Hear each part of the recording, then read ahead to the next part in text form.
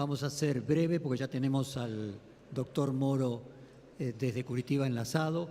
Primero va a hablar el doctor Di Pietro, alrededor de 15 minutos, y luego comenzamos la sesión de intercambio de preguntas y respuestas con el juez Moro.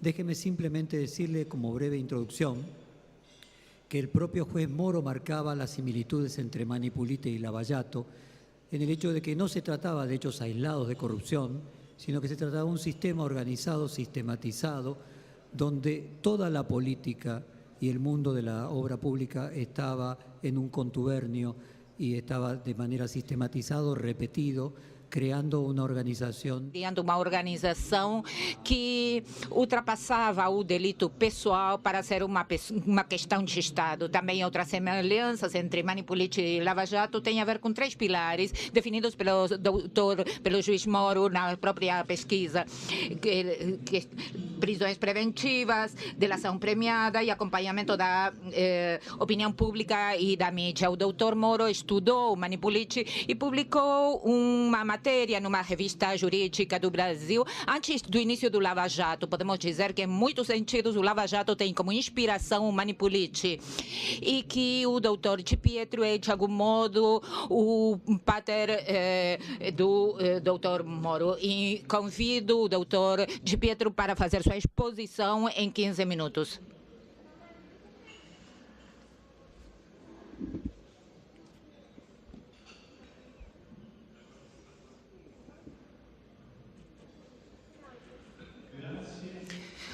Obrigado. Bom dia a todos. Peço desculpas por não poder falar em espanhol.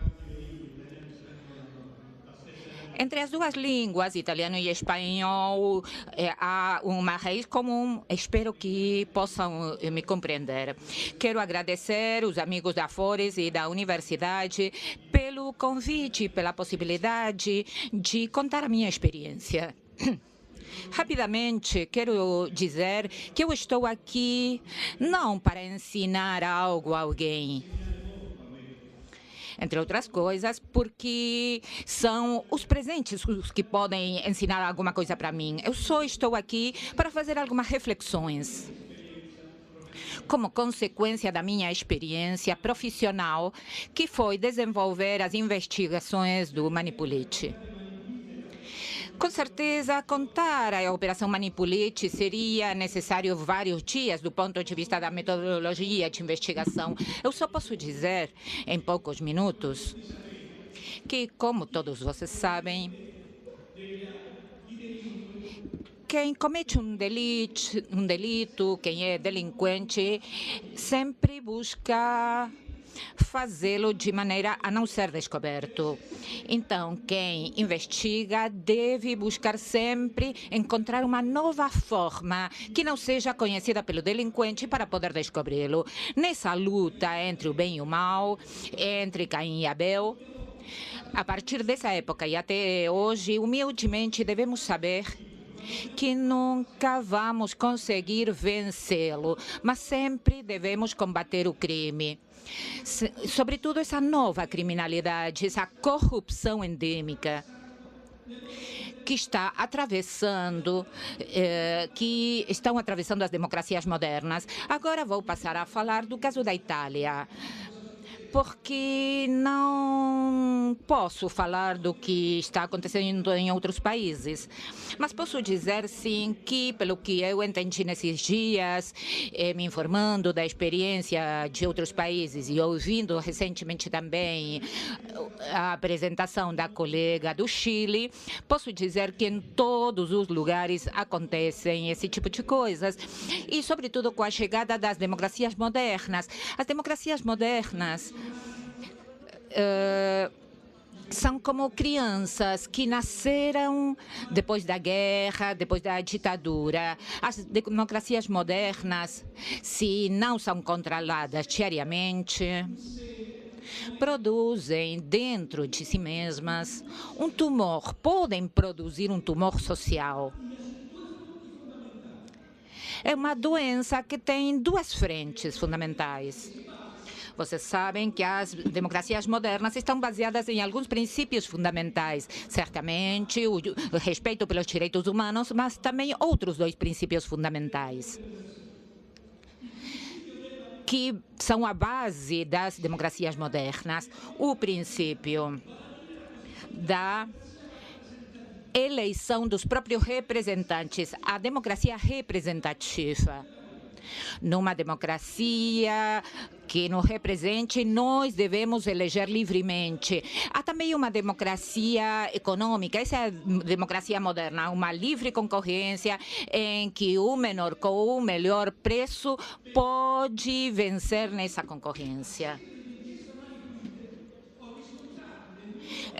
Como consequência das investigações de Manipoliti, descobri no meu país que esse tumor social, essas duas células doentias, tinham se estendido de tal forma no meu país que quem elegia os representantes não elegia livremente, mas era uma eleição comprada, um voto comprado, um voto obrigado, um voto imposto, um voto induzido, às vezes induzido através da violência, através da máfia ou da falta de informação.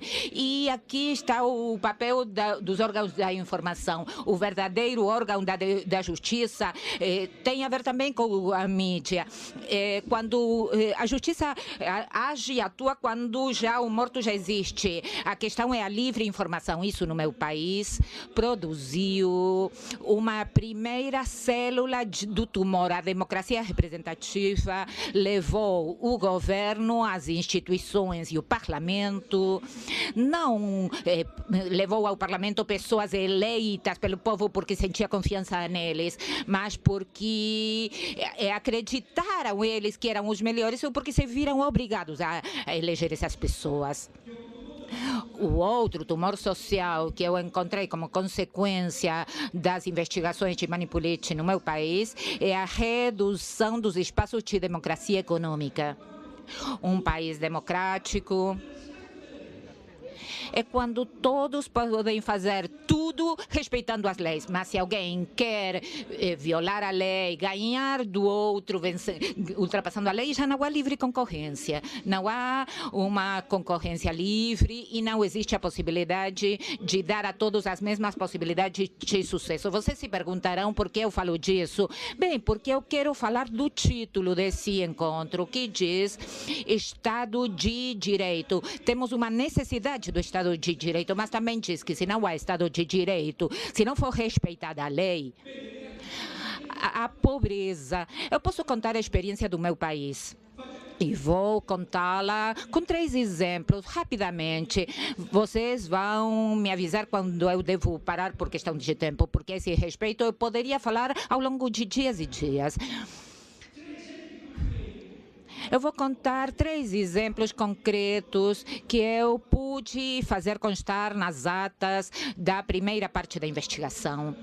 O terceiro, quarto dia, quando eu comecei com os inquéritos e tive que consultar, falar com uma pessoa de 80 anos, que com certeza não tinha medo de mim, tinha estado na guerra, estivemos muitas horas, e parecia que estava confessando, perguntava.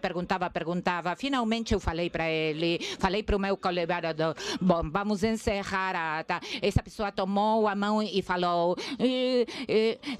não falou para mim, juiz, falou jovem, rapaz, talvez você tenha boas intenções, eu gostaria de esperar por minha família e pelo país, vou contar para você o que aconteceu. Essa pessoa era um empresário desde 1940 e tanto, depois da guerra. Eu fiz perguntas no ano 92, eu perguntava para ele, então eu falei, muito bem, fale para mim, conte para mim os casos em que o senhor teve que corromper os políticos. políticos. Ele pegou minha mão e de novo falou: rapaz, jovem, o primeiro que eu vou contar os 3 casos em que eu não tive que pagar propina.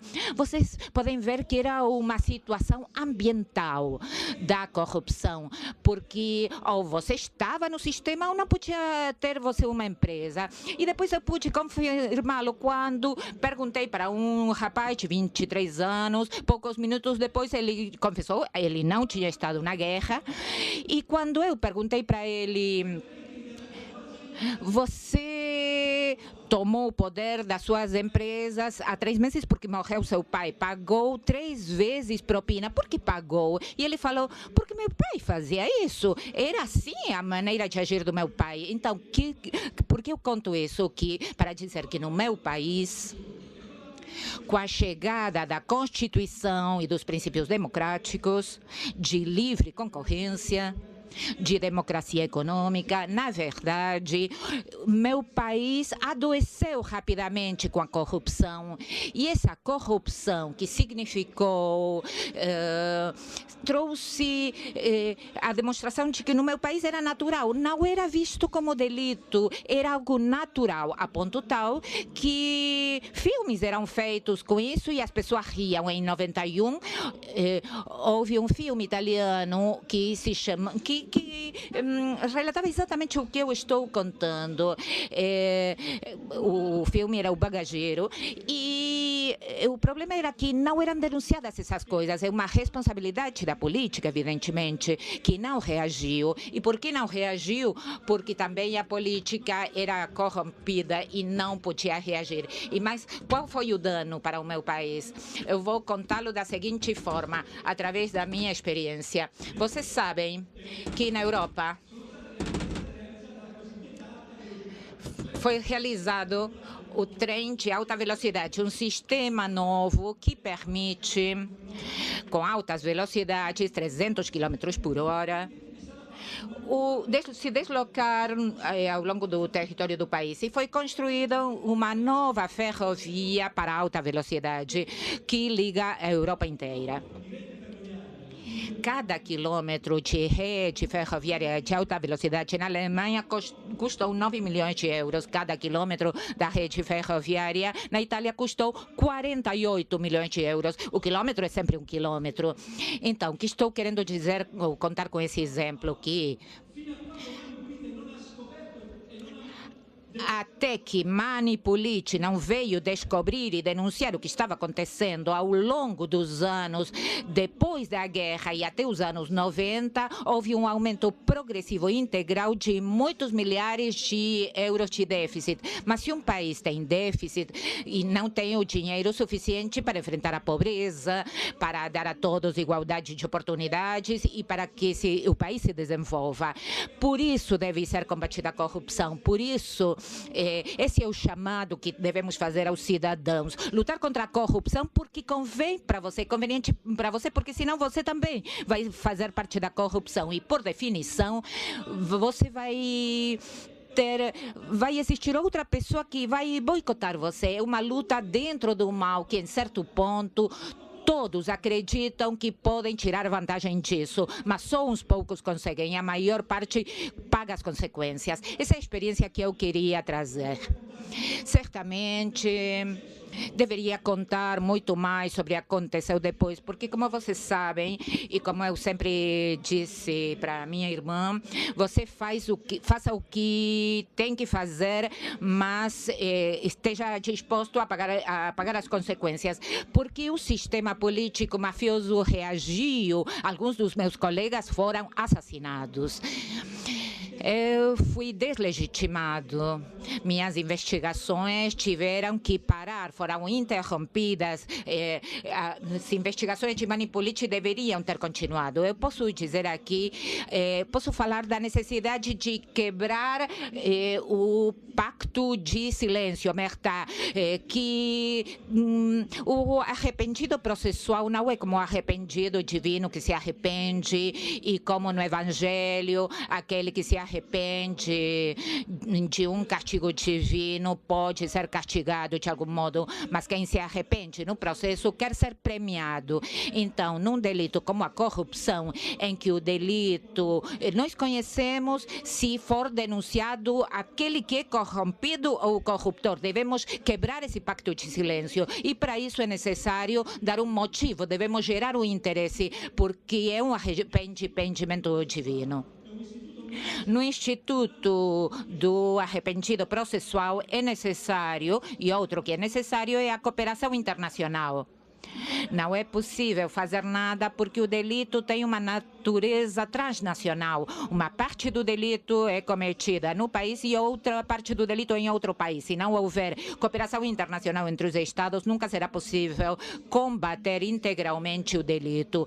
Eu vi as investigações feitas por meu ex-colega Moro no Brasil e eu tive modo de obter muita informação graças aos países offshore. Quando eu li o que ele estava fazendo, eu vi sociedades offshore que serviam como cobertura para a corrupção no seu país e eram as mesmas sociedades que eu tinha descoberto. Então, a outra necessidade é esta aqui, é dizer que as democracias ocidentais devem colocar um freio definitivo aos países offshore, porque vamos dizer a verdade, há muita hipocrisia a esse respeito. As leis são feitas dentro dos países, mas depois são cumpridos os delitos nos países offshore.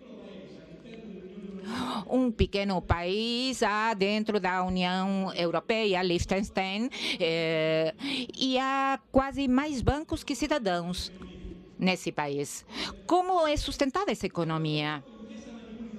Quando eu fiz a investigação de Manipulite, devo dizê-lo aqui, com muito desgosto, eu tive muita colaboração por parte de países que utilizavam até um sistema de encobrimento do dinheiro, ocultamento. Mas o país do qual tive menos cooperação foi do Vaticano. Devo parar por aqui, porque vocês compreendem tudo o que temos para dizer, mas a mensagem é essa. Novas técnicas de delito exigem novas técnicas de investigação, interceptação, grampo telefônico, cooperação judiciária, uniformidade dos processos penais, papel do arrependido. A figura aqui na América Latina estão desenvolvendo do agente provocador. Vocês podem pensar o que significa isso. Eu sei que devo parar por aqui, mas devo estar à disposição de todos para contar a vocês que foi uma experiência pessoal muito interessante. E o fato de estar aqui para contar, ao contrário dos meus colegas que foram assassinados, faz com que eu me sinta obrigado a divulgar isso para que não aconteça em outros países. Muito obrigado.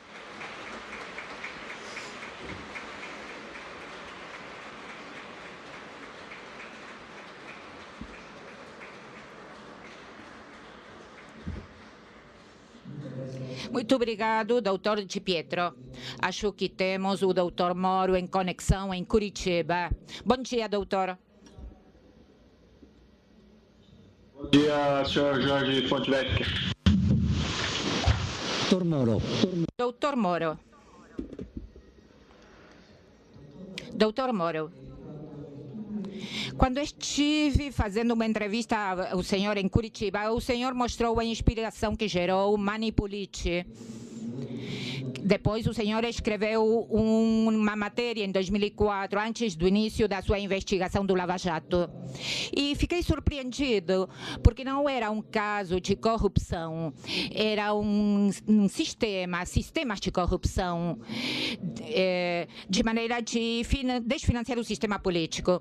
Também marcou a importância das prisões preventivas, o acompanhamento da mídia e a figura do arrependido. Gostaria que, para a audiência argentina que está aqui presente, o senhor falasse sobre essa ideia inicial. Certo, eu gostaria só de cumprimentar inicialmente o senhor Jorge Fontevecchia, também portador do convite, o doutor Teodoro Keckler, e um cumprimento especial ao doutor Antônio Di Pietro, aí presente. É um prazer dividir esse painel com um magistrado que eu admiro pelo trabalho que foi feito no passado. De fato, existem similitudes entre a Operação Mãos Limpas e aquilo que nós chamamos aqui da Operação Lava Jato. E, certamente, o trabalho dos magistrados de Milão, naquela década de 90, foi, de fato, inspirador. Eu escrevi esse artigo, foi em 2004, muito antes de começar até as investigações na Lava Jato, mas alguns pontos similares. Falando sobre a Lava Jato, eu só faço aqui uma referência de que eu me limito aos casos já julgados. Essa Lava Jato não compõe aí, não é um único caso criminal. O Ministério Público brasileiro optou por apresentar cerca de várias acusações separadas. Nós temos cerca de 60 acusações, hoje uns 30 e poucos casos já julgados, com cerca de 150 e tantas pessoas condenadas por corrupção e lavagem. Então, as minhas referências dizem respeito apenas a esses casos já julgados. Considerando esses casos já julgados, de fato, não é um único crime de corrupção, mas um sistema. Um sistema no qual um percentual de contratos públicos, de valor sobre contratos públicos, com foco na Petrobras, que é a Petróleo Brasileiros S.A., a empresa estatal brasileira de exploração de petróleo. Um percentual desses contratos, que são contratos com valores muito elevados, eram destinados a pagamento de propina. A vantagem devida, ou a coima, como chamam em espanhol. Parte desses valores iam para executivos da Petrobras, diretores, gerentes, normalmente para enriquecimento ilícito, e parte desses valores iam para agentes políticos que davam sustentação à permanência desses executivos em seus postos na Petrobras. Então, essa característica da corrupção como um sistema, a gente chama de corrupção sistêmica, parece-me algo que também foi verificado, descoberto pelas investigações na Operação Manipulite. Até um cientista político italiano, o Alberto Vanucci, que utiliza especificamente essa expressão da corrupção sistêmica relativamente ao caso italiano. O que mais ilustra essa corrupção sistêmica não é só a repetição desses fatos, mas até uma situação, seria até engraçado se não fosse trágico, mas a coima da propina sendo definida por percentuais relativamente fixos, quase como se houvesse uma tabela da corrupção. Então, um contrato X vai gerar tantos por cento de propina, e esse padrão se repete em outros casos. No aspecto da investigação, há também pontos de similitude. A Operação Manipulite, eu conheço mais pelos livros, e se eu cometer alguma gafe, eu até peço escusas ao Dr. Di Pietro, e evidentemente ele pode me corrigir, mas a Manipulite, eu tenho presente que ela começou pequena, começou com a prisão do senhor chamado Mário Chiesa, que era um gerente, um administrador de uma instituição pública de Milão, e o caso ganhou proporções que certamente o Dr. Di Pietro não tinha presente no começo, os magistrados de Milão tinham presente no que aquilo ia se transformar. Da mesma forma que na Operação Lava Jato, o caso começou com uma investigação muito limitada em relação à Petrobras, relacionada a um diretor específico da Petrobras, e ninguém antevinha que aquilo ia se transformar numa investigação gigantesca e com repercussões até em outros países, especialmente aqui da nossa América Latina. A questão da prisão preventiva, também há essa similitude. Há uma percepção da nossa parte, os casos são variados, a prisão preventiva tem que ser excepcional, e ela foi normalmente aqui decretada para impedir destruição de provas, para impedir fuga, mas também nós tínhamos presente que essa corrupção como um sistema, para que houvesse uma interrupção da prática desses crimes, era necessário uma espécie de choque. E esse choque a ser obtido com a prisão preventiva, quando nós tínhamos prova segura do cometimento de ilícitos, nós tivemos isso como necessário. É necessário interromper essa prática habitual de delitos. A prisão preventiva, normalmente, no mundo inteiro também serve esse objetivo, proteger a sociedade ou a vítima de novos crimes, e ela sim foi empregada, ainda que excepcionalmente, em uma quantidade numérica relativamente expressiva, à semelhança, a meu ver, do que aconteceu no caso da Manipulite. Essa outra perspectiva também muito bem pontuada pelo Dr. Di Pietro, é necessário romper o segredo que domina a relação entre o corruptor e o corrupto. Normalmente, em casos criminais triviais, mais comuns, nós temos condições de ter testemunhas, pessoas honestas. Por exemplo, alguém que presenciou um homicídio, alguém que presenciou um crime de roubo, esses crimes que ocorrem na luz do dia. Mas crimes praticados em segredo, como, por exemplo, a corrupção, é muito difícil ter uma outra testemunha, senão o próprio criminoso. É uma estratégia de investigação antiga, utilizar um contra o outro.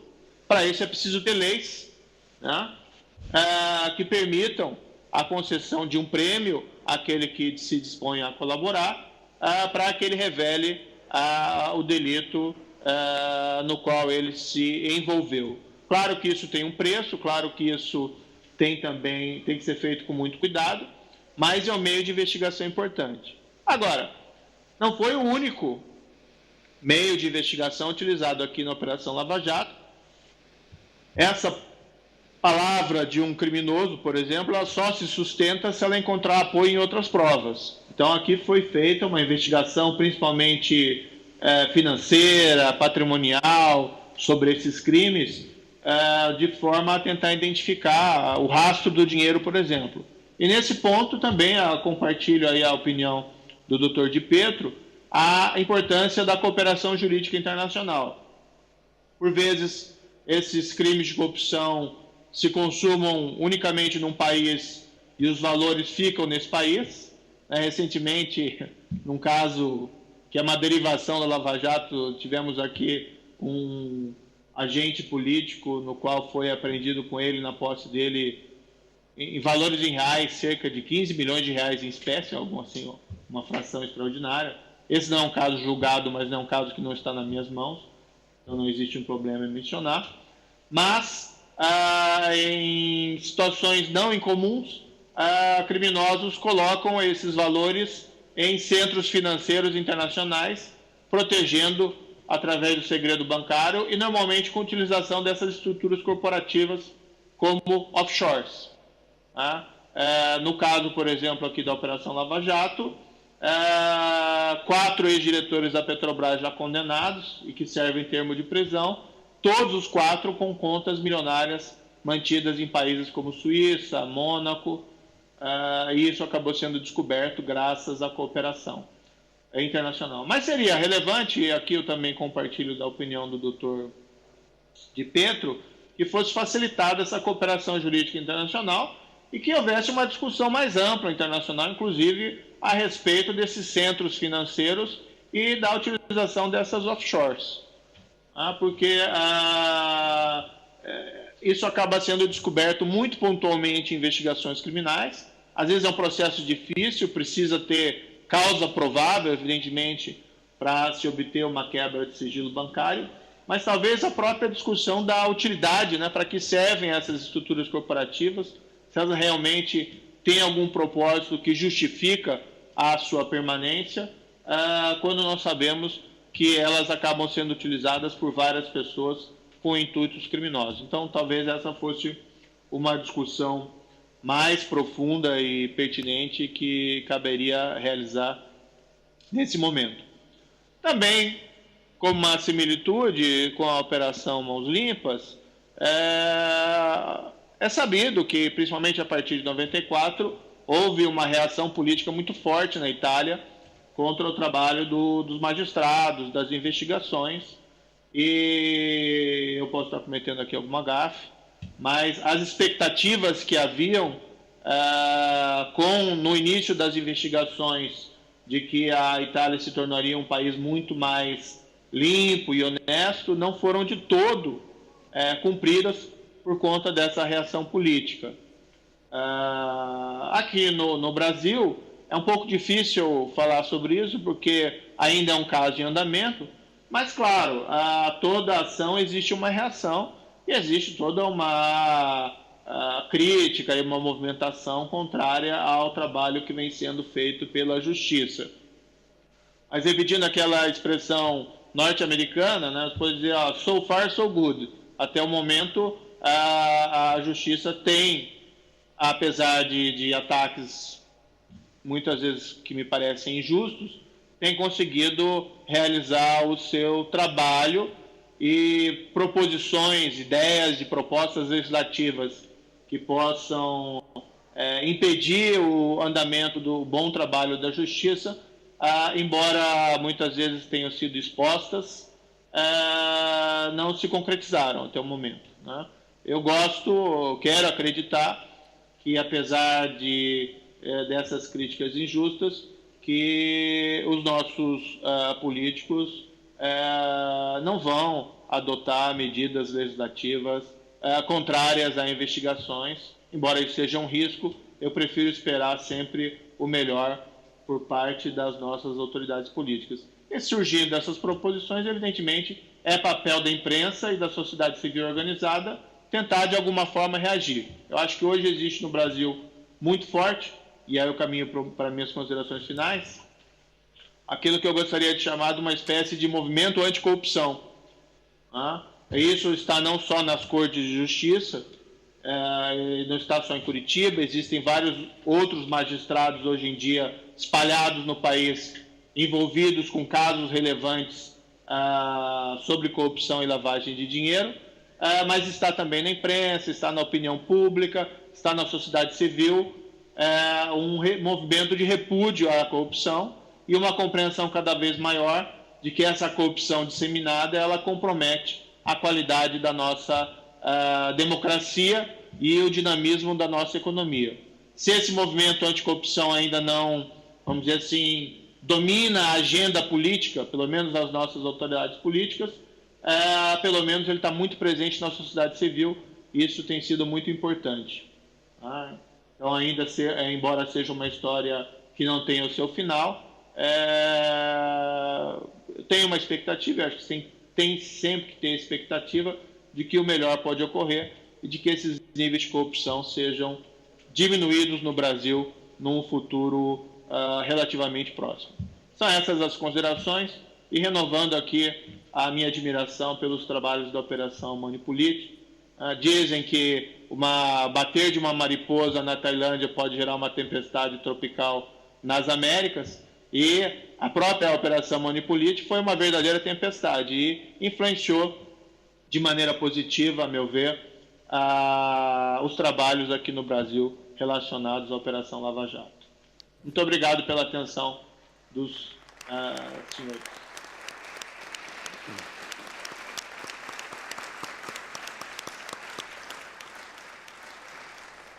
Doutor Di Pietro.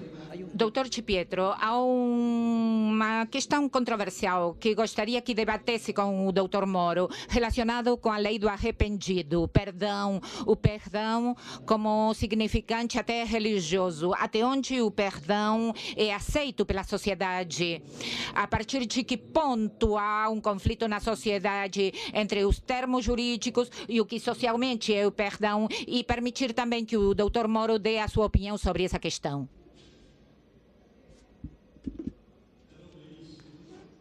Vou ser breve.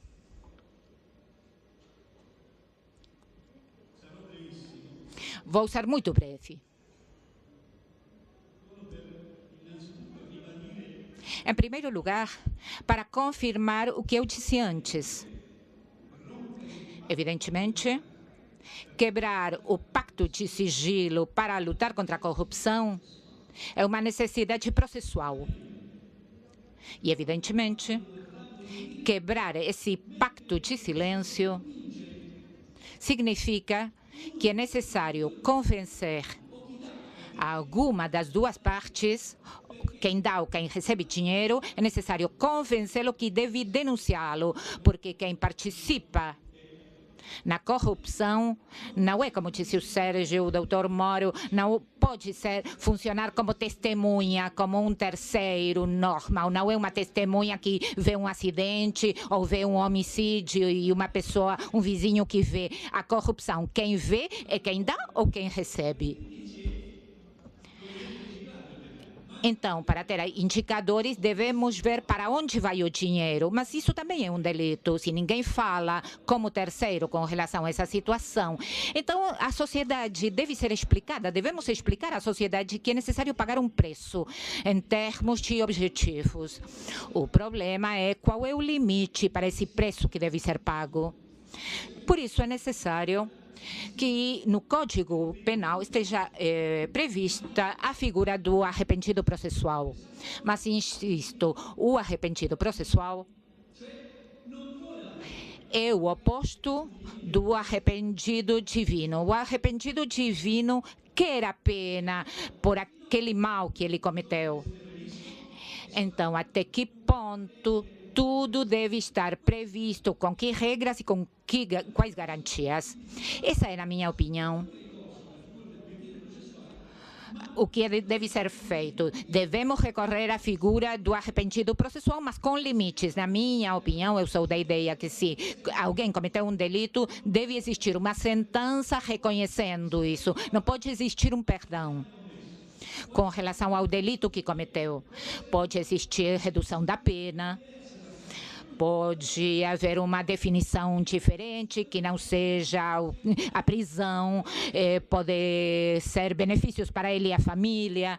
Podemos prever que quem cometeu um delito, se fosse igual como se não tivesse cometido e deve ser absolto, eu acho que deveria fazer desaparecer o Estado de Direito. E, por último, cuidado, não devemos confundir o papel do arrependido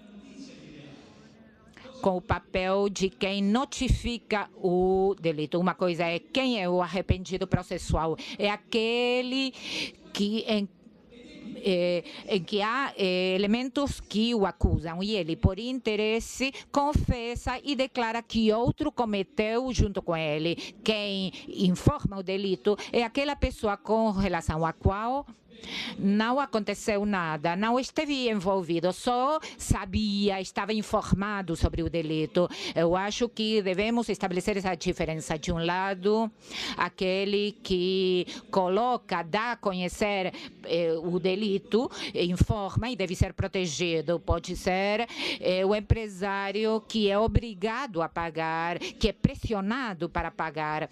Então, todas as investigações da Manipulite que eu fiz estavam baseadas nesse jogo processual. A investigação da Manipulite não é uma investigação sobre a corrupção, é uma investigação sobre a falsificação de lucros. Eu faço com que esses empresários, acabo de descobrir que você falsificou o seu balanço e que fez uma previsão de verbas que não existia. Me explica por quê, para quê?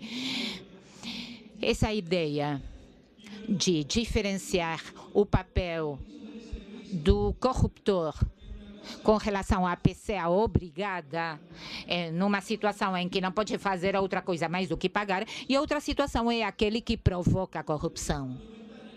Essa quebra do pacto de silêncio e na investigação de Manipulite foi feita através desse sistema, isto é, mostrar a falsificação do balanço para ver se um empresário foi vítima ou foi uma pessoa que participou no delito. E, como disse o Sérgio, uma corrupção sistêmica, de maneira que, finalmente, como disse esse rapaz que eu contei, ele pagava porque o pai tinha pago sempre, mas aqui devemos perguntar qual é o delito. E esse é um debate sociológico e filosófico, e acadêmico também, que deixo para vocês. No caso dos limites para os arrependidos, o senhor juiz Moro pode responder a mesma pergunta que o doutor Pietro. Perfeito. Dizer que é importante a utilização de um criminoso contra os seus pares é um ponto. E, claro, tem que se discutir como isso deve ser feito. A regra de ouro nessas colaborações, primeiro, tudo que um criminoso diz é digno de fé desde que seja corroborado por outras provas. Então, precisa ter outras provas. Aí, a realização do acordo vai envolver uma barganha, normalmente entre o órgão que acusa, o Ministério Público aqui no Brasil, a Fiscalia na Argentina, e o criminoso. Isso depois vai ser levado ao juiz. Acho que a lógica que tem que mover esses acordos é, na medida do possível, o colaborador, sendo um criminoso, sempre tem que responder de alguma forma pelos seus crimes. Então tem que se evitar ao máximo a questão do perdão. O benefício melhor realmente é a redução de pena. Então, sempre que possível, tem que se impor a responsabilidade ao criminoso colaborador. Tem que se tomar o cuidado de, no afã de chegar às provas ou de obter a colaboração, oferecer generosidade em demasia ao criminoso colaborador ou oferecer isso de uma maneira muito rápida. Agora, também deve ser tratado o criminoso colaborador com honestidade. Ou seja, se ele realmente colabora, tem que ser concedidos benefícios a ele, porque normalmente ele faz isso não por arrependimento sincero, mas sim para a obtenção desses benefícios. E o Estado tem que empenhar a sua palavra. Se a pessoa colaborou, então vai ter esses benefícios. E tem que ser avaliado o contexto. Então, uma coisa é um acordo de colaboração, como eles têm lá nos Estados Unidos, que eles chamam lá do plea agreement, num contexto de uma justiça criminal extremamente eficiente, em que normalmente alguém faz um acordo, sei lá, vai ficar 10 anos preso, faz um acordo para ficar 5. Mas isso porque o Ministério Público norte-americano, ou o equivalente lá a isso, tem um poder de barganha maior porque o sistema judicial é mais eficiente. Então tem que se analisar à luz desse contexto, né, grau de eficiência da justiça onde se faz aquele tipo de acordo. O que se verificou na chamada Operação Lava Jato foi, vamos dizer assim, guardadas pontuais exceções. Normalmente os acordos feitos aqui perante a Justiça em Curitiba sempre envolveram a assunção de alguma responsabilidade pelo colaborador e vem num crescente aumento dessa responsabilidade. Então, tem acordos que prevêem que o colaborador, mesmo prestando essa colaboração, fique cumprindo um termo de prisão, claro que menor do que aquele que ele ficaria sujeito caso não houvesse o acordo. Então, acho que a lógica deve ser essa. É importante ter a colaboração, mas tem que se tomar cuidado com esse preço para não ser alto demais.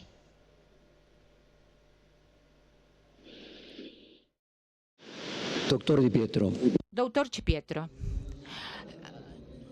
o juiz Moro, de onde ele fala, é o mesmo local onde ontem toda a mídia brasileira e parte da mídia mundial mostra o depoimento ao ex-presidente Lula.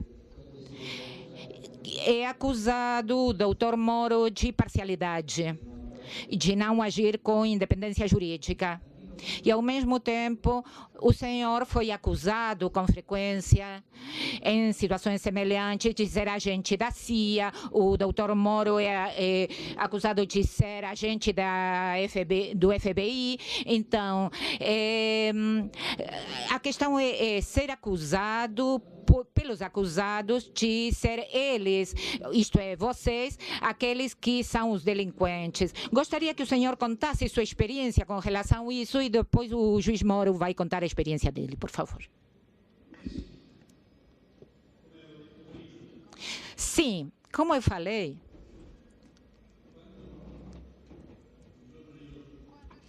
quando um dia eu, cansado e com um pouco de medo, devo reconhecer, voltei à minha cidadezinha e me encontrei com minha irmã e perguntei à minha irmã o que fazer. Consultei para minha irmã o que eu faço, abandono, e ela falou: Ela fechou a porta e falou: faça o que tem que fazer e depois pague as consequências. Isso me fortaleceu. E eu também envio essa frase a meu colega Sérgio. A gente desde o início sabia, Sérgio, que seríamos deslegitimados. Você sabia que seria deslegitimado? Porque, infelizmente, foi criado um sistema tal que quem cumpre com o dever é acusado de não fazê-lo justamente para confundir a opinião pública. O que aconteceu na Itália? Na Itália, no início, houve muita atenção positiva da opinião pública com relação às investigações. Isso nos fortaleceu muito, porque o poder político ficou quieto, não podia se mexer. Teve até que modificar leis para permitir não avançar com as investigações. E uma lei fundamental foi o artigo 68 da Constituição italiana, que primeiro contemplava que, com relação aos parlamentares, não somente não podiam ser investigados, não só se contassem com a autorização do parlamento. Bem, muito obrigado. As investigações não podiam ser feitas. Existia impunidade parlamentar. Mas foi modificada essa lei e a opinião pública foi muito importante. Mas vamos dizer a verdade, eu vou ser breve, mas a opinião pública tem uma ideia com base na informação que recebe. Então, o verdadeiro árbitro da democracia não é a magistratura, os juízes ou promotores, porque intervém quando o delito já ocorreu. É como o enterrador, o magistrado, que intervém quando a pessoa já morreu. É como o sepultureiro, o delito já existiu e aí chega o juiz.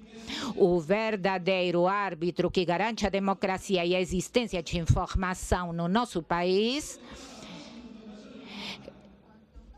quanto mais informação privada, quem mais informação privada tinha, quando entrou na política, fez as leis que lhe eram convenientes para que não fosse delito o que antes era delito. E minha investigação estava baseada na descoberta da fiscalização de balanços. E o primeiro que fizeram foi a eliminação da falsificação de balanços como delito. Essa era a nova política. Minhas investigações se diferenciavam entre violência no delito e concorrência no delito, mas foi eliminado o delito. O que quero dizer com isso? Quero dizer que a deslegitimação é uma das formas, dos meios típicos para parar a atividade dos magistrados. Mas, dito isso, há uma única maneira de que isso não pare, e é que a opinião pública seja informada diariamente de maneira independente. Isso não aconteceu no meu país e também não se verifica nas democracias modernas, que ainda estão numa fase muito delicada. As democracias modernas, onde realmente uns são independentes dos outros, ainda não existem. Nos Estados Unidos, como disse Sérgio, estão mais avançados. Sim, nos Estados Unidos está prevista a figura do agente provocador, mas ainda agora devem dar muitos passos para frente, até em nível mundial. Não quero me arriscar a entrar na justiça, mas todos dizem que este país é democrático, aquele país tem mais forte a América, Estados Unidos. Eu considero que atualmente o país mais forte é aquele que não se vende, que é Google. Que é Google. Moro?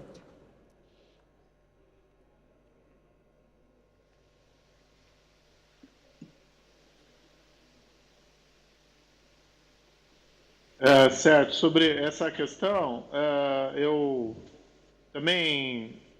não faço referência aqui ao caso do ex-presidente específico, mas assim, quando se tem casos criminais que envolvem autoridades públicas, especialmente autoridades políticas, o reconhecimento da prática de crimes por ela e eventuais condenações, isso acaba tendo consequências políticas de uma maneira inevitável.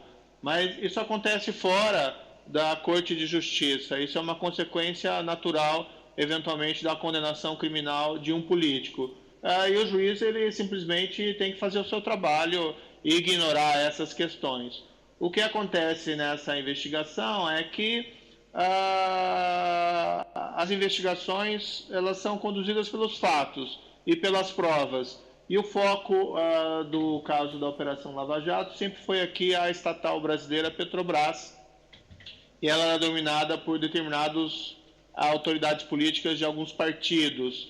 Então é natural que a investigação siga na linha, se houve corrupção nesses casos, corrupção envolvendo essas autoridades políticas em específico. E por conta disso, muitas vezes saem algumas afirmações, a meu ver, equivocadas e injustas, de alguma espécie de seletividade partidária. Mas se nós formos examinar os casos concretos, nós vamos encontrar políticos condenados por terem recebido corrupção e não recebido propina, coima, e não por suas opiniões públicas, de vários espectros partidários.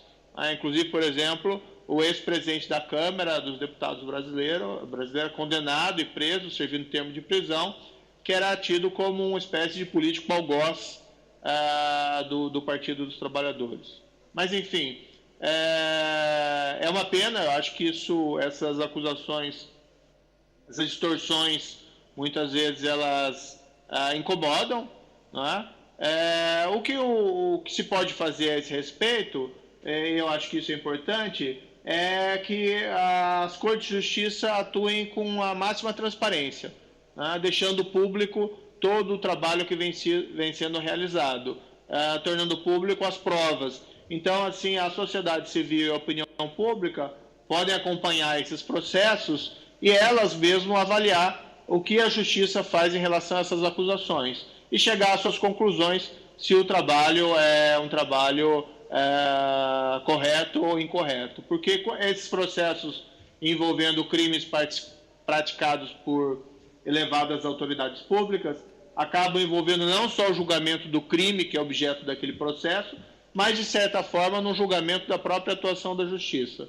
E a melhor arma para evitar acusações injustas é a verdade. E a verdade aí precisa da transparência, precisa que a opinião pública e a sociedade tenham condições de acesso a essas informações para realizar suas avaliações. Eu tenho a impressão aqui no Brasil, embora nunca exista uma voz uníssona sobre esses temas, que a opinião pública majoritária, a imprensa majoritária, e quando eu digo majoritária por uma margem muito expressiva, é favorável à continuidade dos trabalhos e às investigações.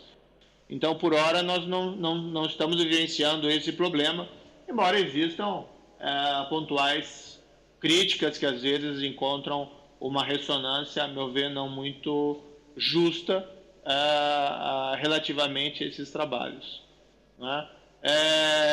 Mas, às vezes, existem aquelas notícias totalmente absurdas, como apontar o magistrado como um agente internacional da CIA ou do FBI, mas são coisas assim tão ridículas que não vale a pena nem fazer uma refutação a esse respeito. Doutor Di Pietro, você marcava... Doutor Di Pietro, o senhor disse que a justiça chega depois e que a verdadeira democracia exige uma profilaxia para evitar ou reduzir as possibilidades e não cria condições de possibilidades para que a corrupção seja sistêmica. Essa vacina é a opinião pública, se eu entendi bem. E a profilaxia deveria estar através da mídia? E a mesma coisa pergunto para o doutor Moro.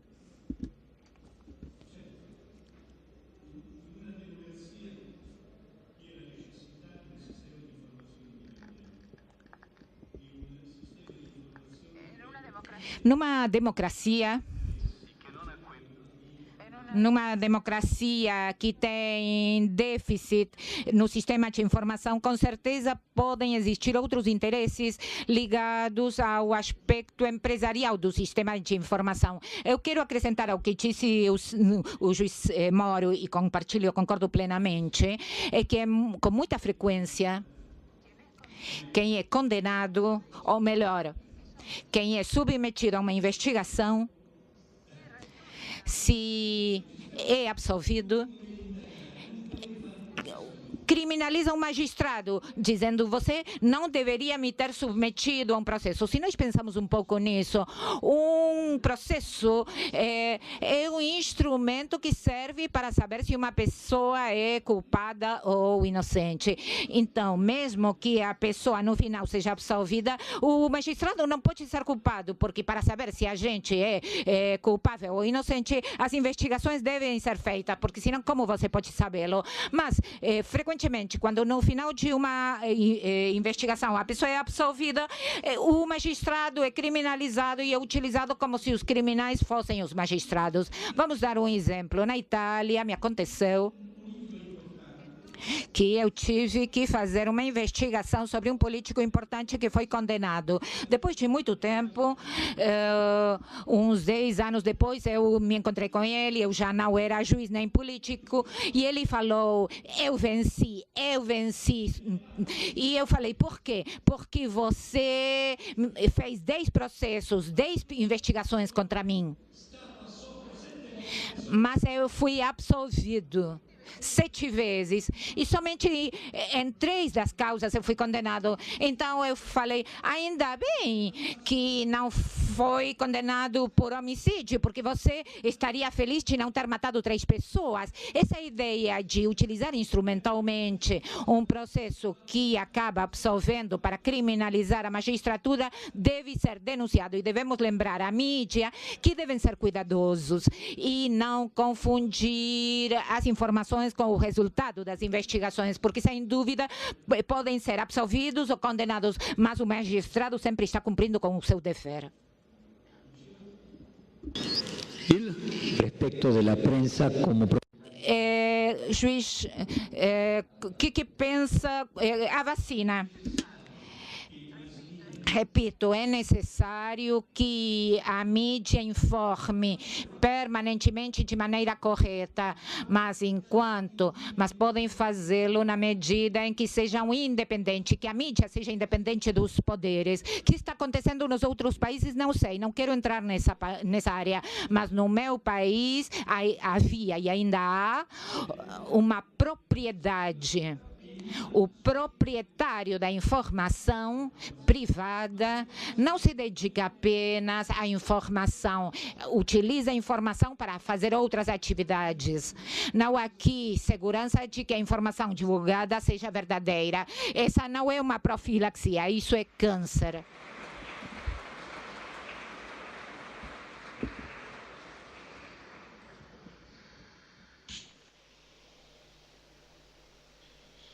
Certo. Eu acho que não existe nenhuma solução mágica. A democracia é algo que é um processo em eterna construção. Esses processos criminais envolvendo crimes de grande corrupção por elevadas autoridades públicas ou políticas fazem parte desse processo de fortalecimento da democracia, no sentido, olha, a corrupção sempre vai existir em maior ou menor grau, mas num certo grau ela é comprometedora da qualidade da democracia e tem que se eliminar a impunidade. Isso é importante, isso é uma conquista da democracia, isso fortalece aquilo que nós chamamos da rule of law ou do governo de leis. Mas a democracia é mais do que isso. Então, o que é a democracia? Parte dela envolve o fato de que os governantes respondem perante os governados. E os governados, evidentemente, não querem que os seus governantes sejam pessoas corruptas ou que pratiquem crimes de corrupção. Isso é moralmente injustificável e impossível de qualquer maneira fundamentar um comportamento dessa espécie. E aí temos outros remédios, nós temos as eleições, nós temos a questão da imprensa livre, da liberdade de informação.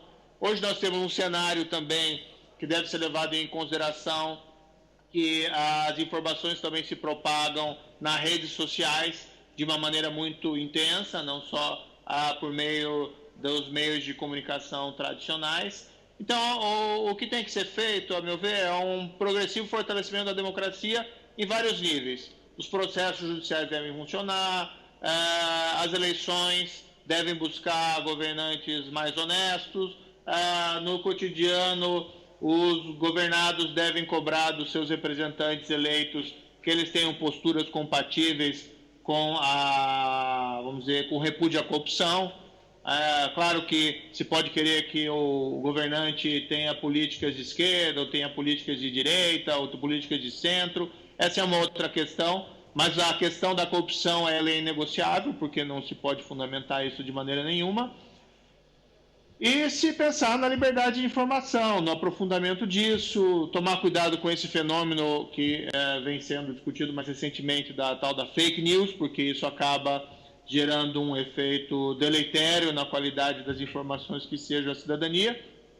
Mas o fato é que não existe uma solução mágica, né? Nós devemos afastar essa ilusão de que esses problemas de corrupção se resolvem rapidamente ou com um passe de mágica. Tudo passa pelo aprofundamento da democracia.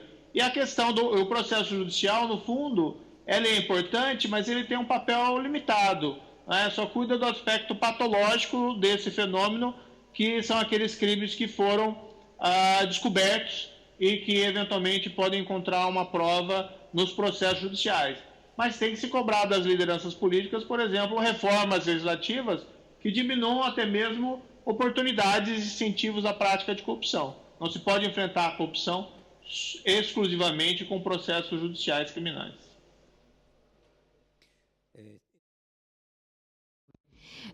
Faltam 5 minutos para cumprir o horário. Queremos dar 2 minutos a cada um dos magistrados para fazer uma reflexão final. Primeiro, o doutor Di Pietro.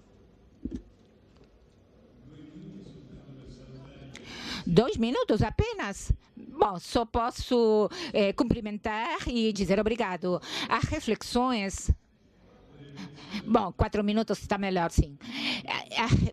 As reflexões devem ser feitas cada um de nós, independentemente. Cada um de nós pode fazer alguma coisa para melhorar o sistema. Cada uma das pessoas aqui presentes pode fazê-lo na sua área de atuação. Eu convido, eu chamo aqui, se vocês têm conhecimento de delitos e fazem de conta que não vêm, então não é possível depois que a justiça funcione bem. Nós todos somos a justiça, todos os cidadãos, em lugar de exigi-lo primeiro para os outros, quando a gente paga impostos, quando respeitamos os cidadãos. Essa é a minha opinião.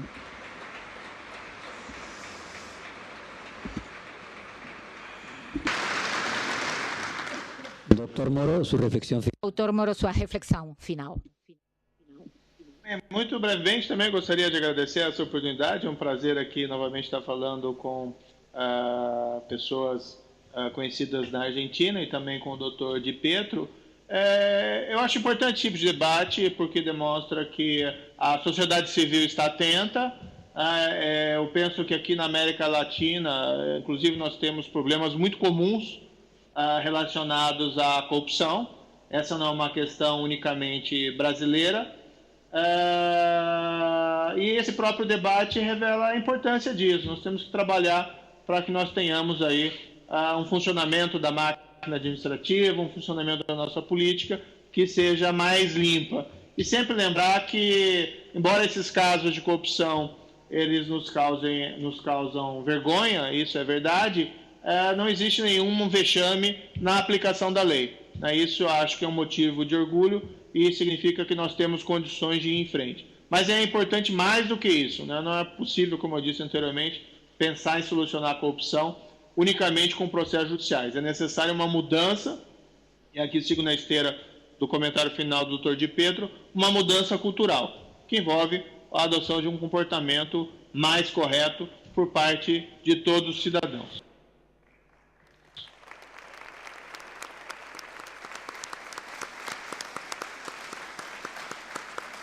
Doutor, muito obrigado. E pode continuar suas importantes tarefas. Muito obrigado por sua participação.